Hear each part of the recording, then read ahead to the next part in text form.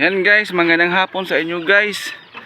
Ito na po ating bubong na hinakot na yan guys. Yan.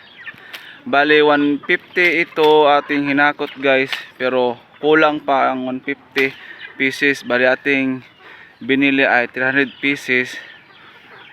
Na ito 150 pa lamang, kulang pa ito ng 50 pieces.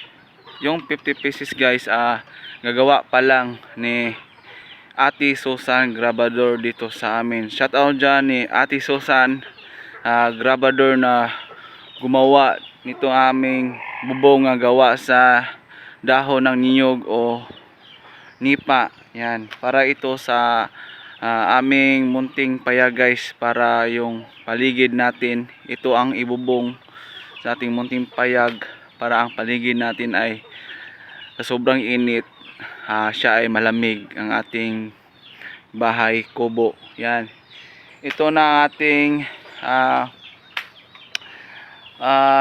bagong bili guys. Yan, ito malayo pa ito na hinakot natin guys. Ito yung second hakot to guys. Ito yung first hakot na napile na siya. Yan, sobrang layo yung bahay namin ni Ate Susan dyan. Kung sino yung magpagawa kay Ate Susan Grabador dito sa Ahong Green Hills, hanapin nyo lang dito sa Ahong Green Hills si Ate Susan Grabador na gumawa ng sinibit na dahon ng niyog. Bisaya lang to guys, Tagalog lang tayo ngayon. Kinsa tong ganahan magpahimo ni Ate Susan og sinibit, ari-ara diri sa Ahong Green Hills. Yan, to guys, itong ating nabili guys kasi ang nipa guys sobrang mahal, kaya ito na lang ating binili kasi ating pira ay konti lang. Siyempre yung nipa guys matibay yun, pero ito naman guys pwede na rin to pag yung pera mo ay konti lang, pero okay na to guys. Yan, pero kulang pa ito guys, kulang pa ito ng 150 pieces. Baka sa susunod na linggo natin, basta susunod pa linggo na gagawa pa si Ate Susan Grabador. Yan, para ito sa ating munting bahay kubo guys. Yan, nakita nyo sa likod guys, yan ating bahay kubo nga bubong. Lagyan natin ng bubong. Yan. Mamaya guys, papakita ko sa inyo kung saan natin to kinuha itong bubong. Yan guys, thank you. Yan guys, dito tayo bumili ng bubong guys, sinibit yung gawa sa dahon ng niyog. Yan, dito kay Ate Susan Grabador. Yan sa likod ko guys, yan ang bahay nila.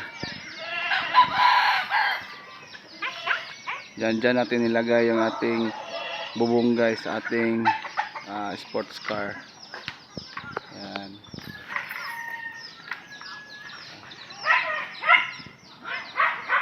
Guys, tapos na to guys. Last na ito, 150 pieces.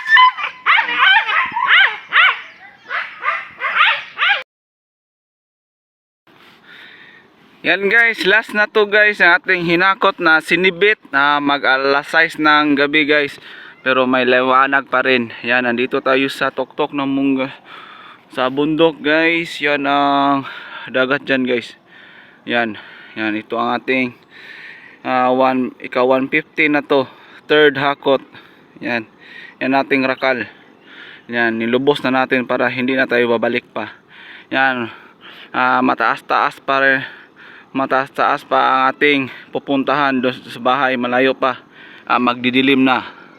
Yan, ito ang ating daan guys. Yan, naka 1 metro na tayo guys, at isa ding metro patungo sa ating bahay. Yan, tayo ay magdalali guys kasi magagabi na, wala tayong flashlight. Yan, sobrang bigat nito guys, hindi ko makita yung daan guys Kaya maghinahinay lang tayo. Yan, pachamba-chamba lang to guys. Yan guys, tara. Let's go!